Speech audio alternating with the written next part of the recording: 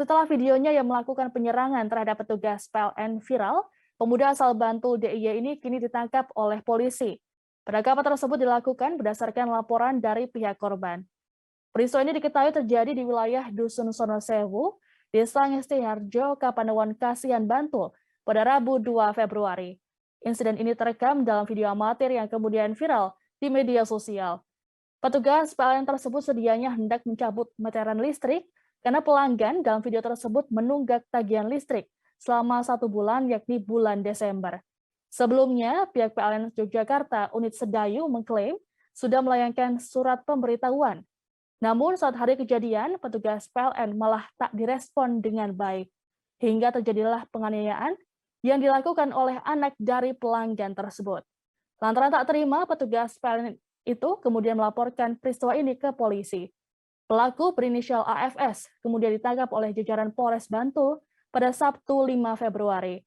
Selain meringkus pelaku, polisi juga menyita sejumlah barang bukti, termasuk surat tugas dari korban. Dari hasil pengakuan pelaku, dirinya nekat menganiaya petugas PLN karena yang bersangkutan tidak menunjukkan surat tugas. AFS menjelaskan kala itu pihak keluarganya hendak membayar, namun uang tersebut dibawa oleh sang kakak yang tengah menunggu suaminya di rumah sakit. Petugas PLN sempat diminta ke rumah sakit namun menolak.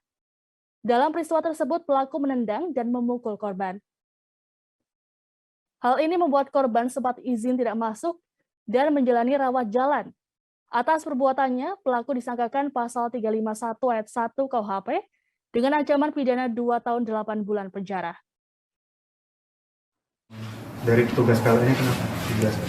Itu kemarin saya meminta untuk menunjukkan surat perintah kerjanya, tidak mau menunjukkan. Surat perintah tugasnya? Ya, surat perintah tugasnya tidak mau menunjukkan. Dengan ngapain pelaku? Nyakain korban? Memukul sama menendang. Sebelumnya sudah pernah terlibat kasus hukum tuh? Belum, Pak. Belum ya? Baru pertama kali ini ya? Iya. Si korban yang jelas dari keterangan pelaku sempat memukul dan menendang korban. Kemudian setelah kejadian tersebut, korban sempat izin tidak berangkat untuk melaksanakan aktivitas seperti biasanya, dan sekarang masih dalam rawat jalan untuk korban tersebut. Seperti itu. Jangan lupa subscribe, share, komen, dan like ya.